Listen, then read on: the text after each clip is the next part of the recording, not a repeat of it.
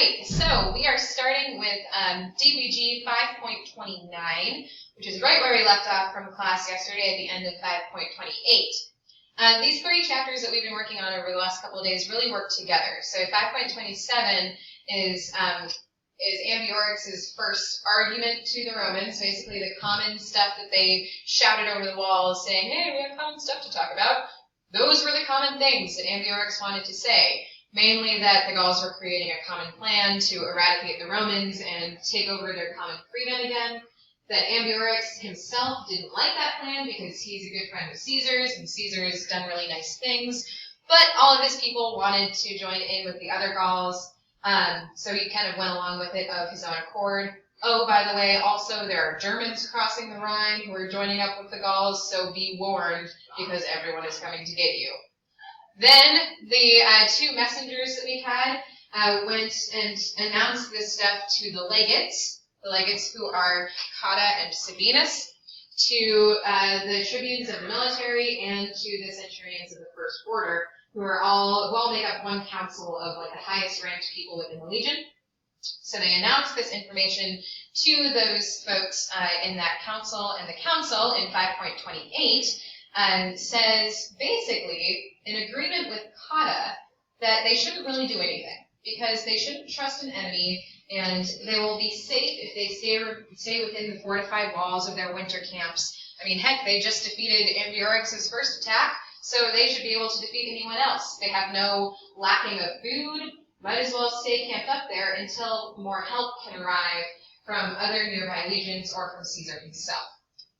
And then we get to Sabinus. Sabinus disagrees very mightily against the council, and primarily against Cotta, the other legate, who agrees, and it's really his plan, Cotta's plan, to remain within the winter camps. And Sabinus hates that plan. This chapter is really funny, primarily due to the main verb, which we will get to in just a sec.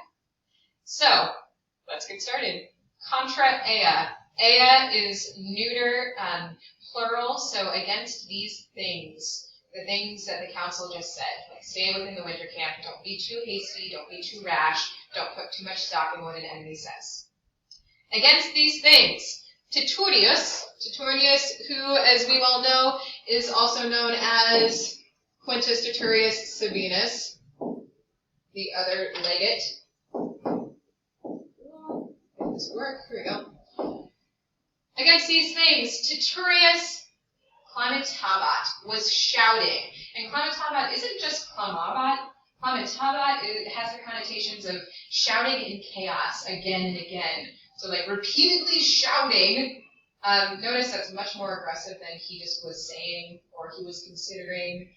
He was shouting again and again that, and you get your first little mini indirect statement right here, that they, eos, you have to supply eos, that's in your book notes. You also have to supply esse with facturos. Notice facturos esse is a future active infinitive, so make sure it has that future translation.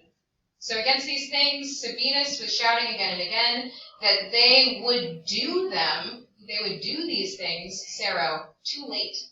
So any of these actions that they were thinking about taking, like getting help from Caesar or rebuking an attack, they would do all these things too late. It would be too late for them.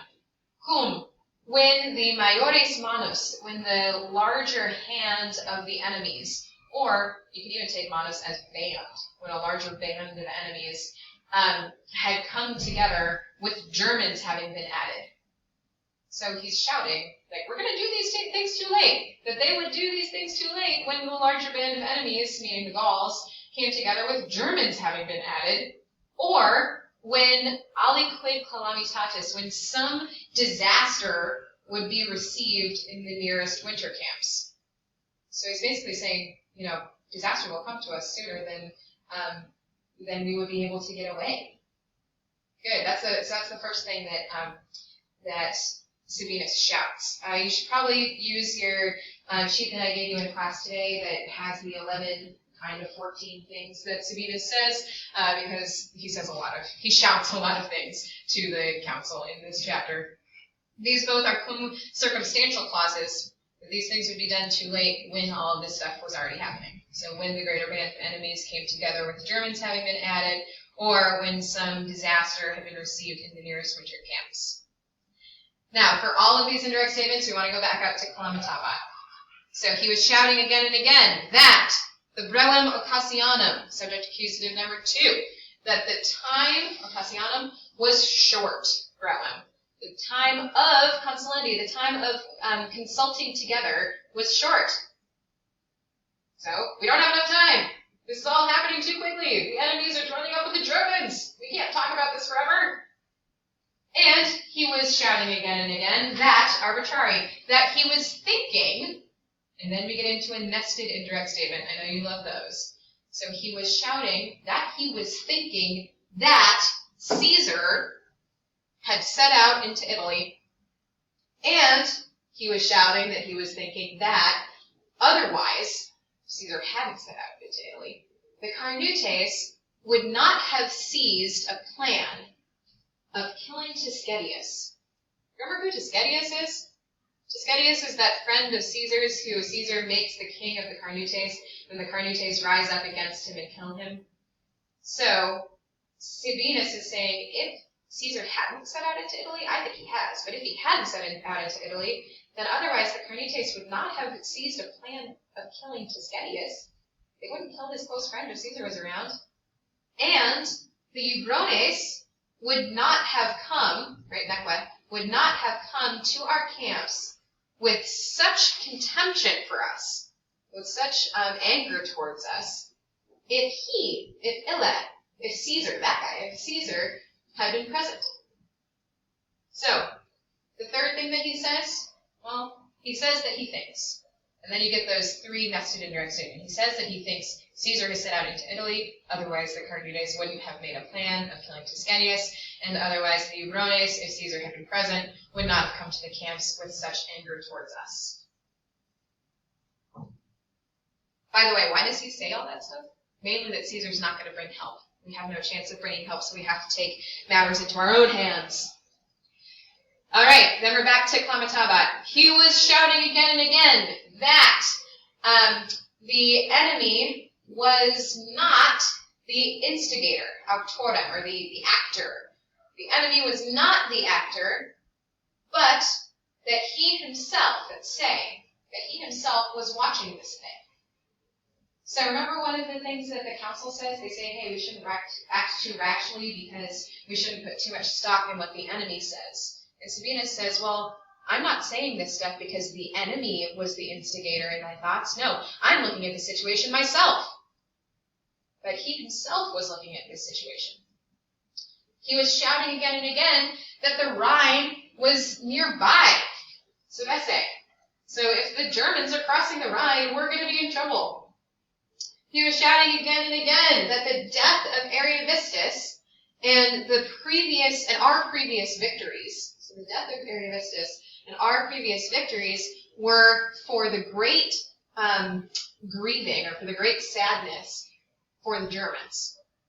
So remember back in Book 1, one of our major enemies were the Helvetians. The other major enemy was Ariovistus, the German, who Caesar eventually defeats and kills. And so he's saying, Sabinus here is saying, hey guys, the Rhine is really close. If there are a bunch of Germans crossing it, as Ambiorix says, well, we killed their leader at one point, and our most recent victories are not making them happy either. The Germans are going to come for us. He was shouting that the death of Ariovistus and our recent victories were for the great sadness for the Germans. And he was shouting, number 7, that Gaul was burning. Gaul, redactum, having been brought under under the power of the Roman people. So that Gaul was burning, having been brought under the power of the Roman people, with so many injuries having been received, with the previous glory of military things having been put out.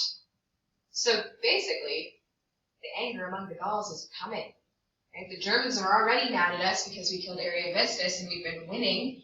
The Rhine is nearby, which is where the Germans are coming from, and Gaul is burning, having been led under the power of the Roman people, with so many injuries having been received, and with their former glory of battles having been put out. So Gaul's mad at us.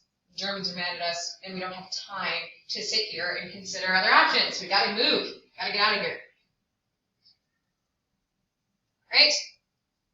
Notice, this line is the line on the sheet that I gave you in class that has a little arrow next to it. It has a little arrow next to it for a reason, because this sentence is not included in the indirect statement with komitaba. It's its own separate thing. So we're outside of the indirect statement, though we're coming back to the indirect statement. So hold on to komitaba. But this sentence of to diskandise is separate. So afterwards, after all this would happen, the Germans attacking, the Gauls attacking and everything, who could persuade himself, persuaderet takes dative, who could persuade himself of this thing, that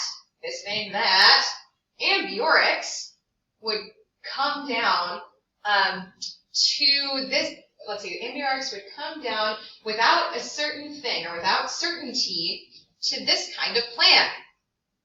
So, he's basically saying, who could persuade himself that Ambiorix wouldn't be sure before coming to the Roman camp and coming up and saying, hey, this is important.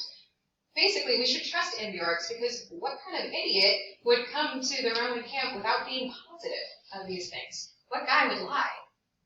So afterwards, who could persuade himself of this, that Ambiorix had come down without a certain thing to this type of plan? Cool? Now, at suum sententiam is the 8th subject accusative going off of komitaba again. So even though we took a break from komitaba in the previous sentence, we now have to bring it back. He was shouting again and again that his own opinion, Sabinus' own opinion, in all aspects, or in all parts, was safe. To have a safe opinion, that means that it's a good opinion, a sound opinion, that he's basically right. So he was shouting that his opinion in all areas, in all parts of this debate, was safe, was right. That if nothing was more difficult, that they would come through to the nearest legion with no danger. So, again, Cotta wants to stay in the camps, because in the camps they're safe. They have walls, and they have fortifications, and they have food, and they can stay there forever. But Sabinus doesn't want to stay there. Sabinus thinks they're going to get slammed by Gauls and slammed by Germans, so he wants to get out and go join up with other legions. And he says that if there is nothing more difficult, so basically, if there isn't anything out of the ordinary, then they, the Romans, would come through to the nearest legion, so they could join up with another legion nearby with no danger. He also said that if all of Gaul is thinking together with the Germans, so if all of Gaul is joined up, number one, with each other, and then number two with the Germans, then the one safety, notice the A's, the one safety was set up in speed. So, Sabinus, if we narrow it down to more normal English, if all Gaul is working together with the Germans, the only hope that we have is in speed. We need to get out, we need to get out fast before they show up. We can't stay here. We would be destroyed. Notice here, chiasmus there, A-B-B-A, word order, and that is where our indirect statement ends off of komitaba. Hooray! All right, let's finish this off. Indeed, the plan of Cotta and the plan of those who disagree, so the other councilmen who say, let's stay in the camp, the plan of Cotta, indeed, and of those who disagree, what outcome would it have? What outcome would this plan of Cotta and of those who disagree have? An outcome in which famine, esset temenda, if you take a look at the grammar behind esset temenda, you've got another passive periphrastic, just like we had a lot in class on Friday, that famine or hunger must be feared. Periphrastic. There we go. That famine must be feared, if not present danger, and indeed with a long siege. So what sort of outcome does this plan of Cotta and of the other guys have? Well, famine must be feared because apparently we don't have enough food, according to Sabinus.